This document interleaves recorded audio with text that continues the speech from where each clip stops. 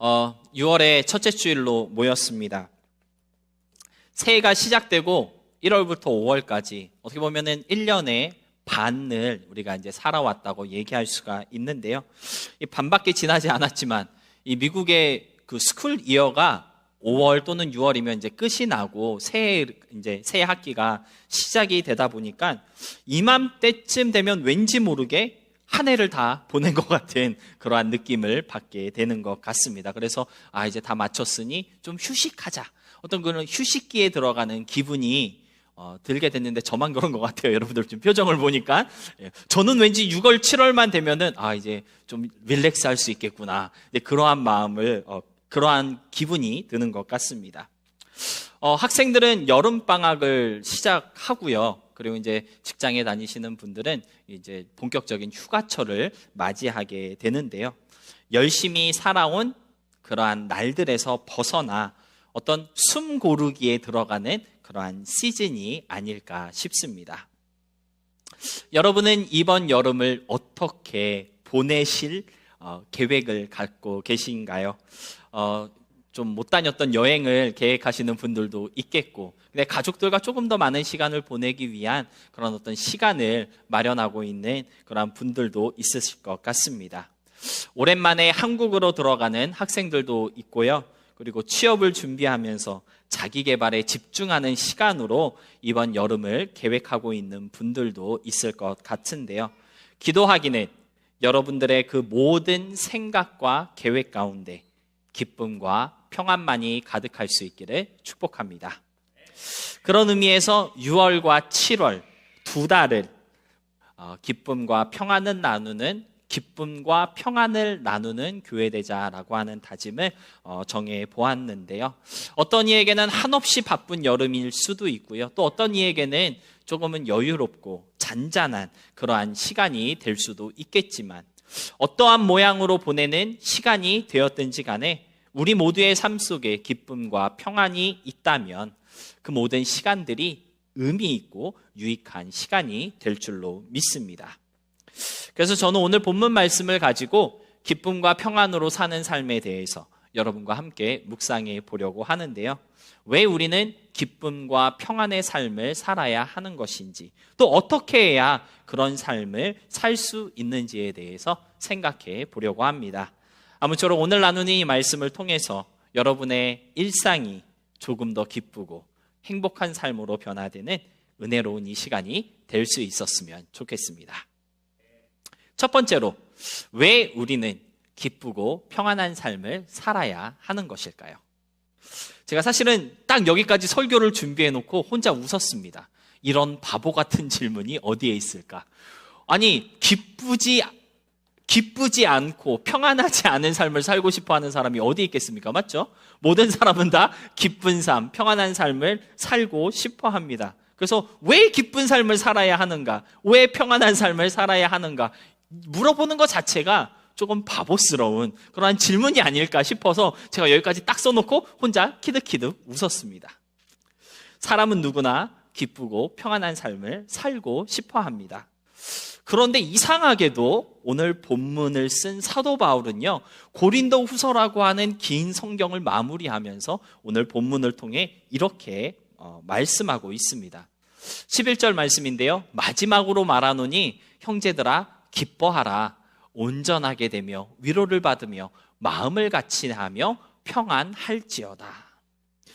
기쁘지 않은 삶을 살고 싶은 사람은 없을 것입니다.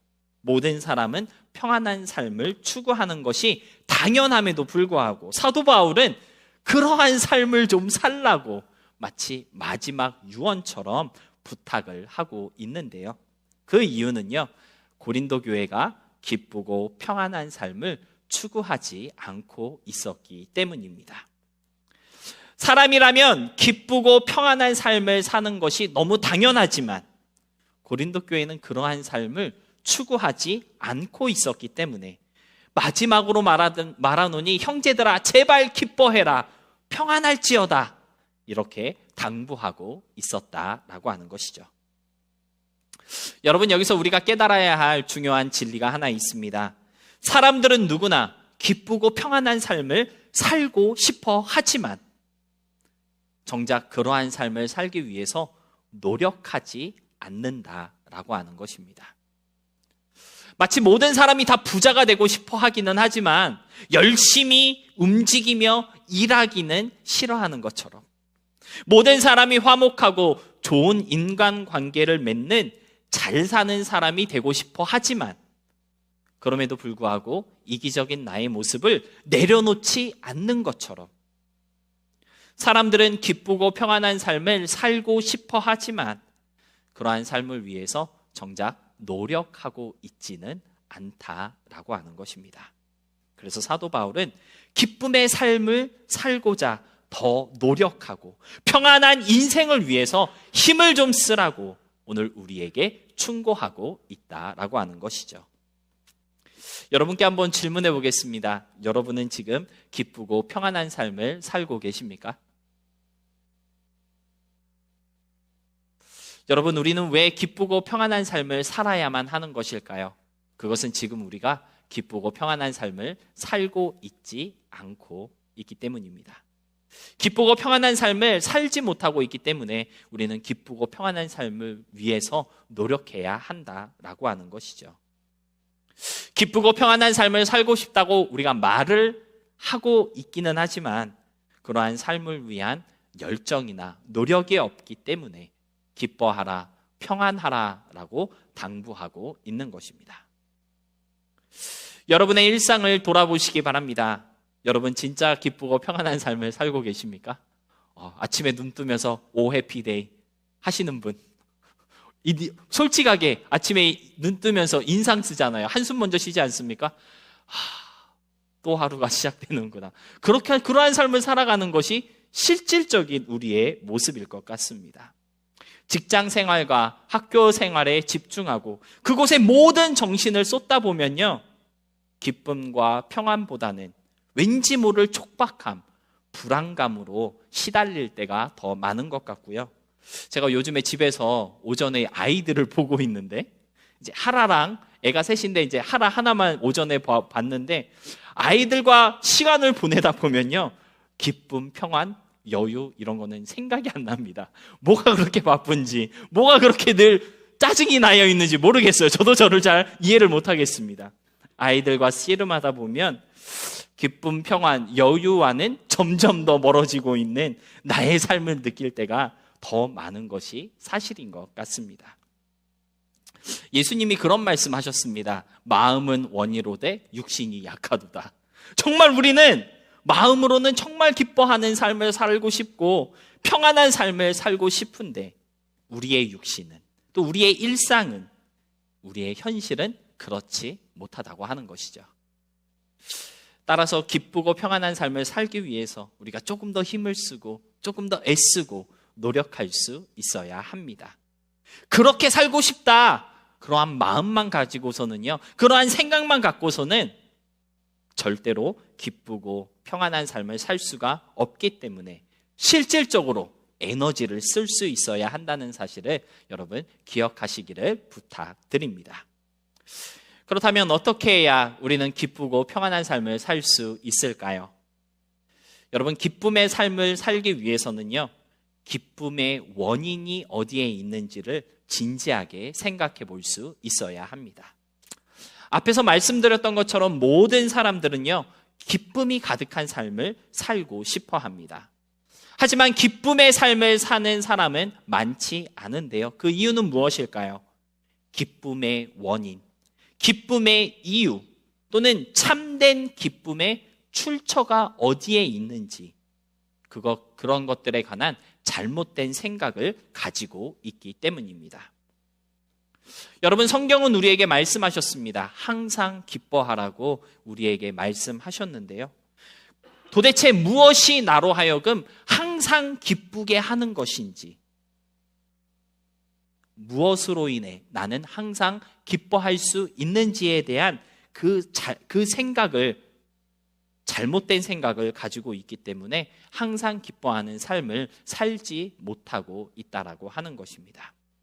여러분, 어떤 사람은요, 돈이 있으면 항상 기쁠 것이라고 생각하는 사람이 있습니다. 또 어떤 사람은 내 주위에 친구들이 많으면, 나와 함께하는 사람들이 많으면 나는 항상 기쁠 것 같아. 그렇게 말하는 사람도 있을 수 있습니다. 가진 것이 많아야 기쁘고 행복한 삶을 살 수 있다라고 생각하는 사람도 있을 수 있겠고요. 사람들의 칭찬과 어떤 인정이 있어야 기쁜 삶을 살아갈 수 있다고 말하는 사람도 있을 수 있을 것입니다. 수많은 사람들이 각자의 취향과 생각에 따라 나를 기쁘게 하고 행복하게 하는 것을 바라보고 추구하고 있는데요. 근데 문제는 무엇입니까? 사람들이 생각하는 그러한 것들이 영원한 기쁨이 되지도 못하고 우리에게 참된 기쁨을 줄 수도 없다라고 하는 것입니다. 돈을 쫓아갈 수 있습니다. 사람들을 쫓아갈 수 있고요. 많은 것을 소유하기 위해서 노력할 수 있지만 그 모든 기쁨들은 일시적인 기쁨이 될 수밖에 없다라고 하는 것이죠. 순간적인 기쁨, 저는 인스턴트 기쁨이라고 그렇게 표현하고 싶은데요. 그냥 잠깐이에요. 인스턴트. 그 후에는요, 여전히 채워지지 않는 공허함과 불만족이 남게 된다는 것입니다. 그래서 우리는 생각할 수 있어야 합니다. 항상 기뻐할 수 있도록 끊이지 않는 기쁨을 공급해 주는 것이 무엇인지, 도대체 참된 기쁨이라는 것을 어디서 찾을 수 있고 어떻게 가질 수 있는지에 대해서 생각해 볼 필요가 있다라고 하는 것이죠. 모든 기쁨의 원인 되는 진짜 기쁨, 주님 안에서 우리가 바라봐야 하는 그 기쁨이 있다라고 하는 것, 여러분들 기억하시기를 부탁드립니다. 그렇다면 무엇이 우리에게 그러한 기쁨일까요? 어떠한 기쁨을 가질 수 있어야 우리는 항상 기뻐할 수 있을까요? 오늘 본문은 우리에게 기뻐하라 이렇게 말씀하고 있는데요. 근데 사실 오늘 본문에 나오고 있는 이 기뻐하라라고 하는 이 말씀은요, 그냥 인사말의 일종이라고 합니다. 우리가 서로를 보면 안녕하세요, 헤어질 때는 안녕히 가세요, 안녕히 계세요, 그런 인사를 하잖아요. 이 본문에 나오는 기뻐하라라고 하는 이 말도 그러한 인사의 일종이다라고 하는 것이죠. 동건이를 봤을 때 아침에 보면 기뻐하라, 그냥 이렇게 인사한다라고 하는 겁니다. 그런데 중요한 것은 무엇이냐면요, 재밌게도 사도 바울이 오늘 이 성경에서 기뻐하라라고 하는 이 말을 썼을 때 사도 바울은 단순한 인사 표현으로 이 말을 사용하지 않았다라고 하는 것입니다. 사도 바울은요, 기뻐하라라는 이 말을 쓸 때 그냥 인사말 그 이상으로 하나님의 은혜와 사랑을 늘 체험하십시오, 그러한 의미를 담아서 기뻐하라라는 인사를 건네였다고 여러 주석들은 해석하고 있었습니다. 그러니까 사도 바울이 여러분 기뻐하십시오, 여러분 기뻐해야 합니다 라고 인사했을 때 그 인사는 하나님의 은혜와 사랑을 늘 체험하시기 바랍니다, 그러한 인사이었다라고 하는 것입니다. 여러분, 여기서 우리는 참된 기쁨이 무엇인지, 어떻게 하면 참된 기쁨을 얻을 수 있는지에 대한 힌트를 얻을 수 있는 것 같습니다. 여러분, 참된 기쁨이라는 것은 어디서 오는 것일까요? 하나님의 은혜와 사랑을 체험하면서 오는 것입니다. 여러분, 어떻게 우리는 항상 기뻐할 수 있습니까? 하나님의 은혜와 사랑을 늘 체험하면 항상 기뻐할 수 있다는 것입니다.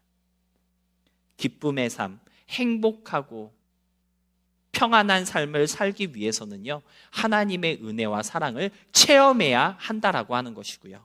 하나님의 은혜와 사랑을 체험할 때 우리는 기쁘고 행복한 삶을 살게 된다고 오늘 사도 바울은 우리에게 알려주고 있는 것입니다.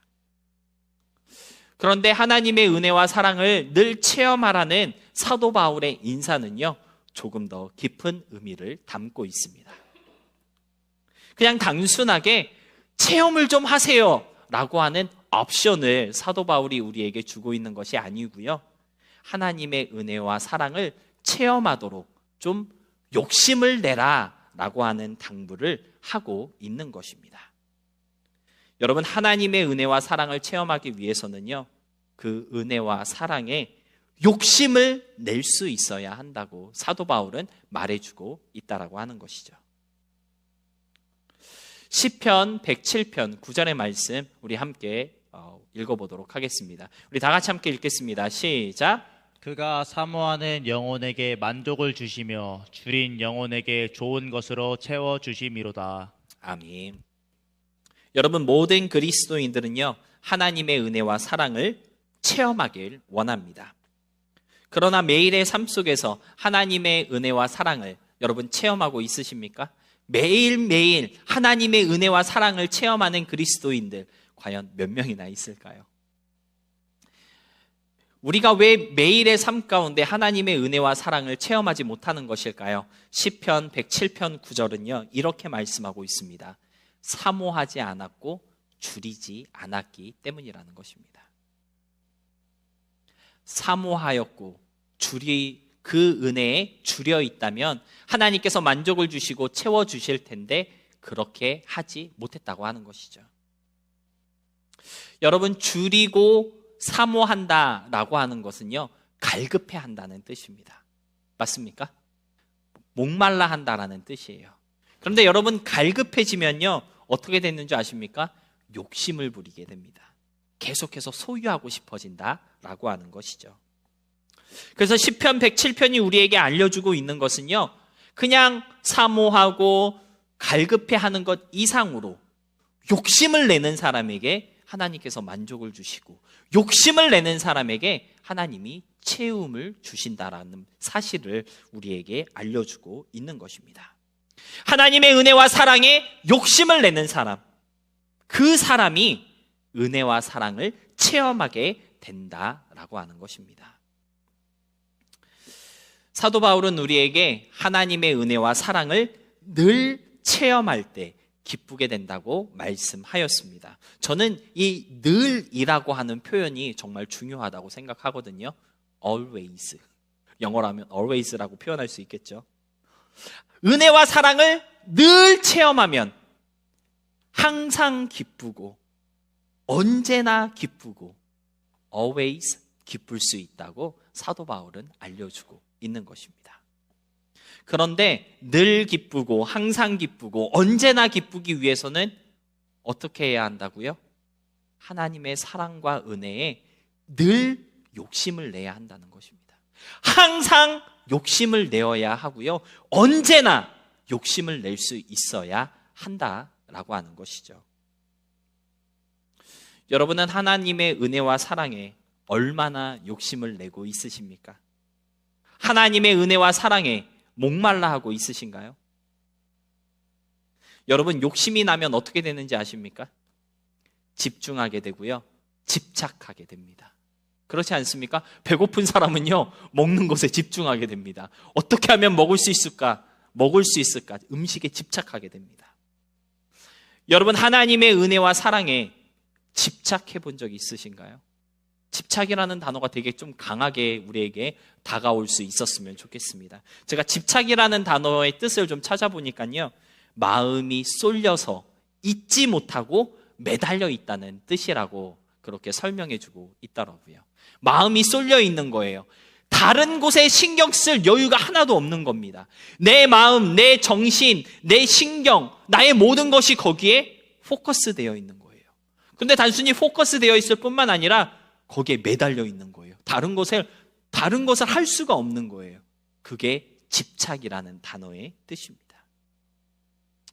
하나님의 은혜와 사랑에 여러분의 마음이 쏠려 있으십니까? 그 은혜와 사랑이 없이는 안 된다고 하나님께 매달려 보신 적이 있으신가요? 하나님께 집착하는 사람에게 하나님은 은혜를 주시고요, 사랑을 체험케 하십니다.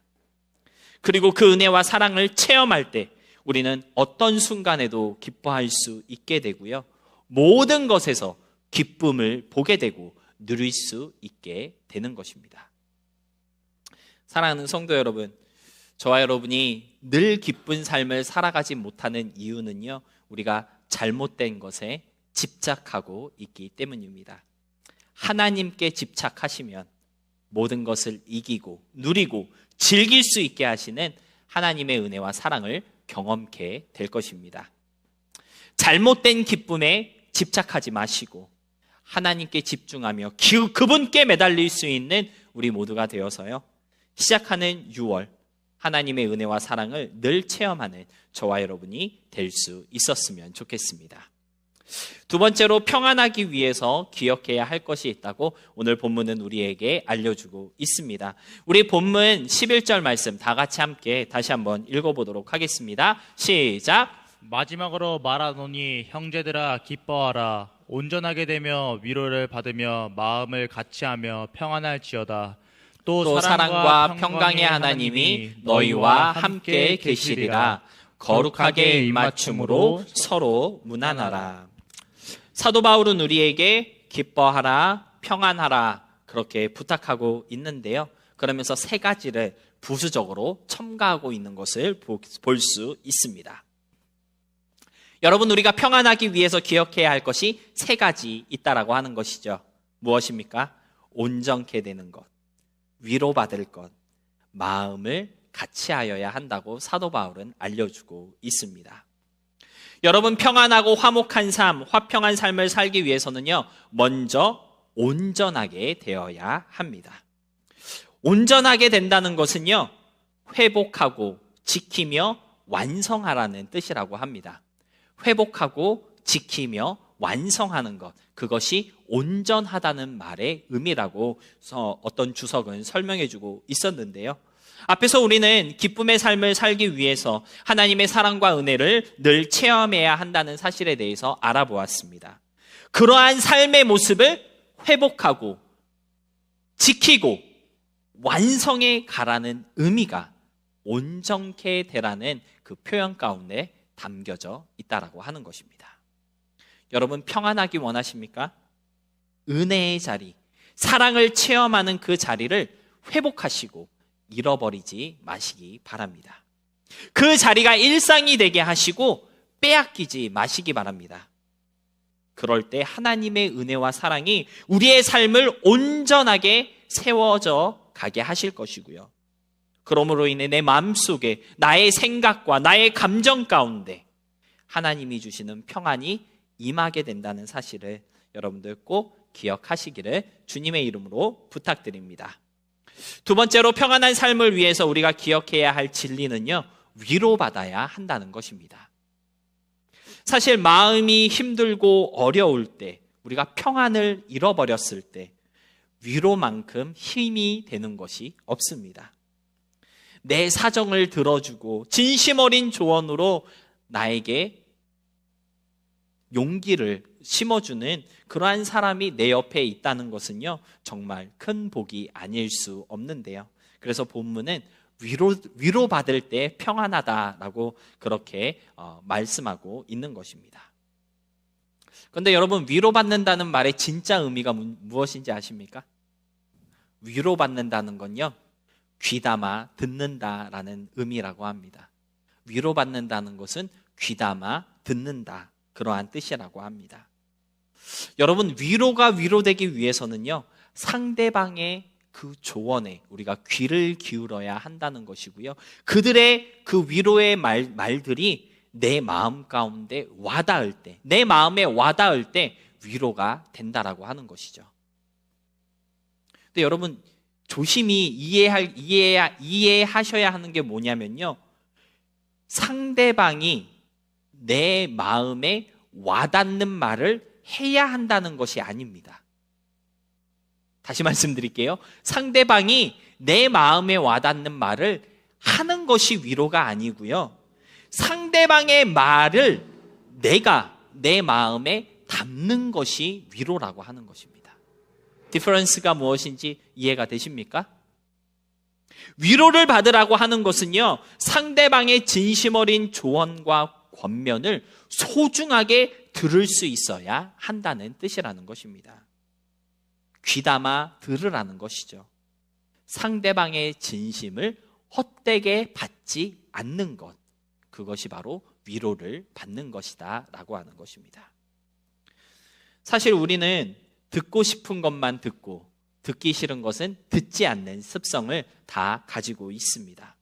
그런데 위로받기 위해서는요, 듣고 싶은 것만 들어서는 안 된다라고 하는 것이죠. 평안을 위해서는요, 듣기 싫은 것도 들을 수 있어야 하고요, 거북한 말도 귀담아 들을 수 있는 자세가 필요하다는 것입니다.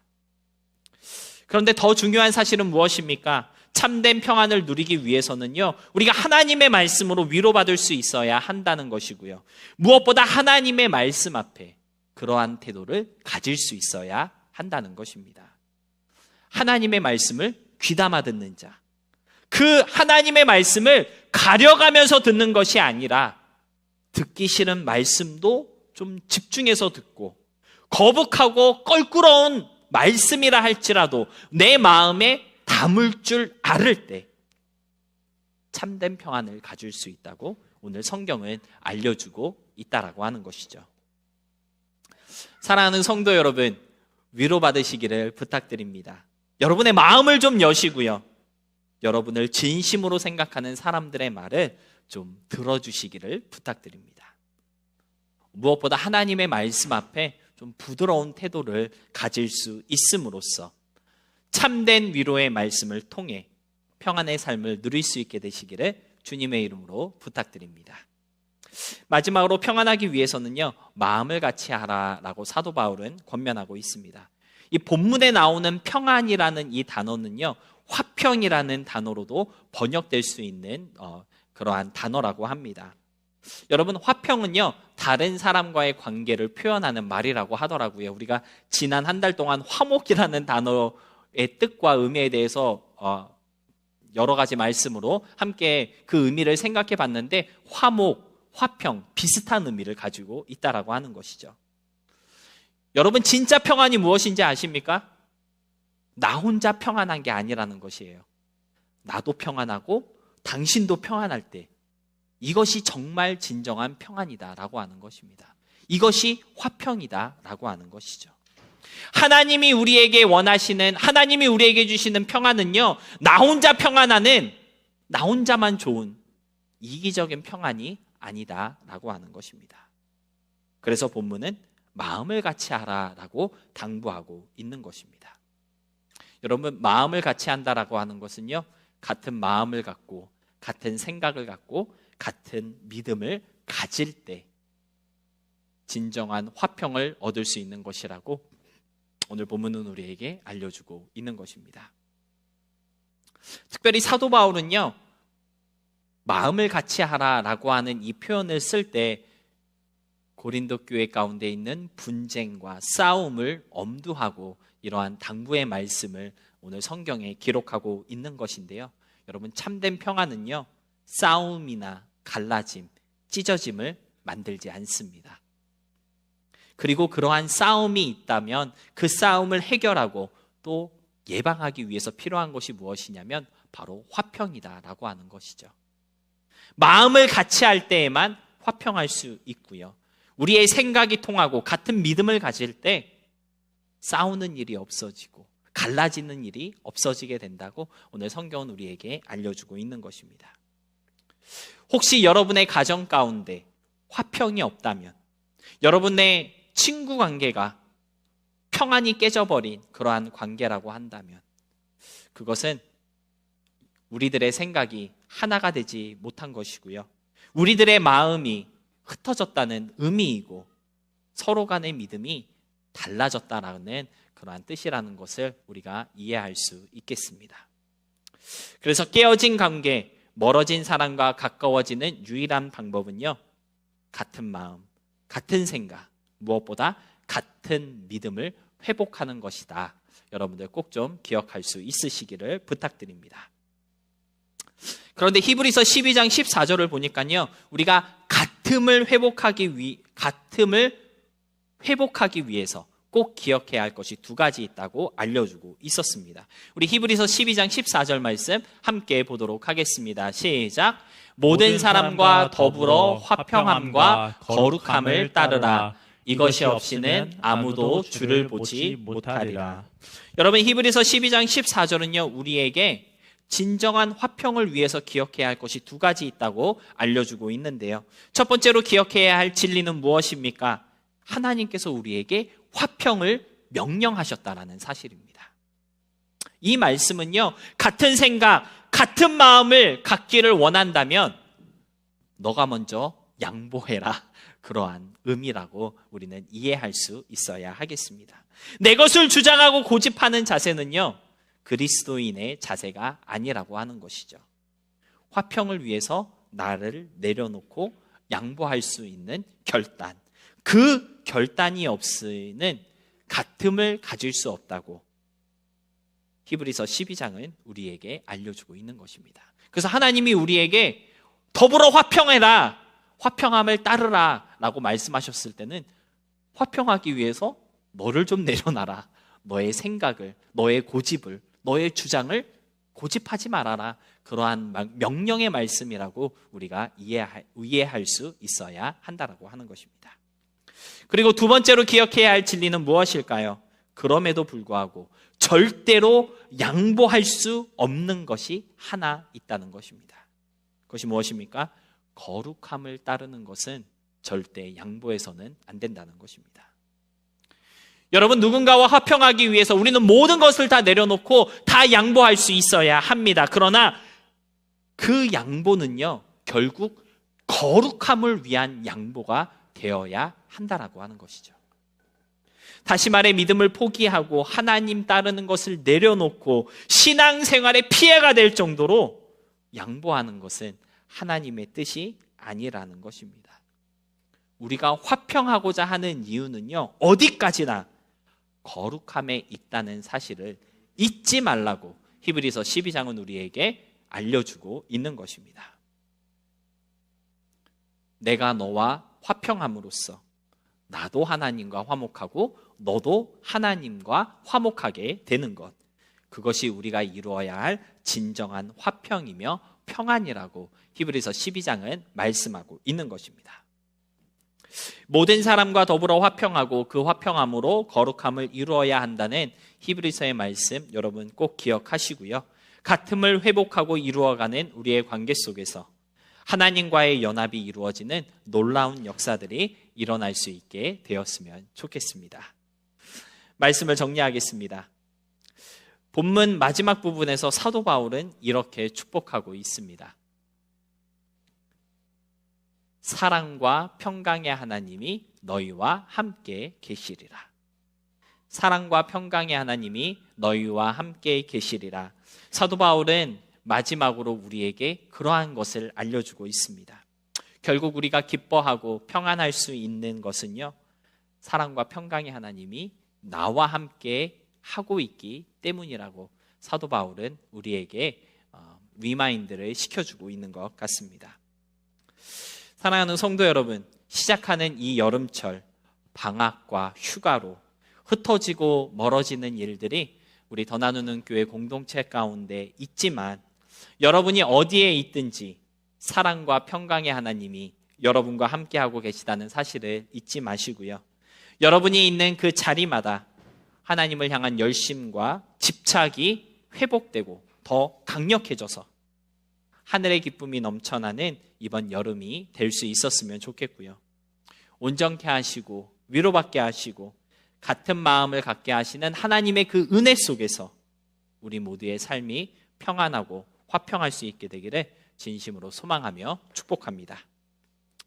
결국 우리는 주님 안에서 그분의 붙드심과 그리고 함께 하심 속에서 살아가는 하나님의 사람들이기 때문에 우리의 모든 순간, 모든 공간 속에서 안전함을 느끼고 평안함을 누릴 수 있는 사람들입니다. 나의 연약함이나 부족함에 집중하기보다는 내 삶에 나를 힘들게 하고 나를 흔들고 있는 그 상황과 여건을 바라보기보다는 연약한 나를 강하게 하시는 주님을 바라보시고 흔들리는 상황과 여건에 집중하기보다는 그 환경을 뛰어넘으시는 하나님을 좀 의지함으로써 기쁨과 평안의 복음을 누리며 나누는 삶을 살게 되었으면 좋겠습니다. 그러한 여러분의 삶을 통해 하나님이 살아계심이 실질적으로 증거되는 귀한 역사가 우리의 6월 그 모든 시간 속에서 일어날 수 있게 되기를 다시 한번 주님의 이름으로 소망하며 축복합니다.